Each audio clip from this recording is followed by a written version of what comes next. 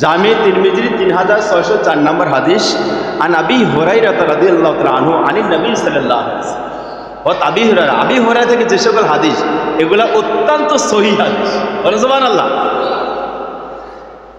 আবি হুরায়রা বলেন قال رسول الله صلى الله عليه وسلم নবীজি ইরশাদ করেছেন হিনা ইউমসি সালাসা মাররাতিন, যে ব্যক্তি এই কালেমাটা 3 বার পড়বে সেই ব্যক্তিকে ওই রাত্রে ওই দিনে কোনো বিষাক্ত জিনিস তাকে আর দংশন করবে না, কামড়াবে না।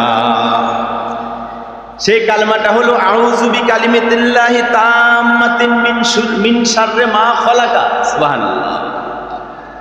আউযু বিকালিমাতিল্লাহি তাম্মাতিন মিন শাররি মা খালাকা। বলেন আমার সাথে বলেন আউযু বিকালিমাতিল্লাহি তাম্মাতিন। বলেন। আচ্ছা অল্প করে বলে আউযু বিকালিমাতিল্লাহি তাম্মা মিন শাররি মা খালাক। আউযু বিকালিমাতিল্লাহি তাম্মা মিন শাররি মা খালাক। আউযু বিকালিমাতিল্লাহি তাম্মা মিন শাররি মা খালাকা।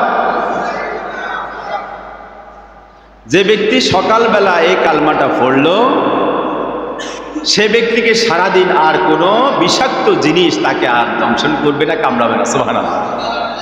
আর কোনো ব্যক্তি যদি সন্ধ্যায় পড়ে ফেলবো সারা রাত তাকে আর কোনো বিষাক্ত জিনিস কামড়াবে। তাহলে কালমাটা মুখস্থ করবেন ইনশাআল্লাহ।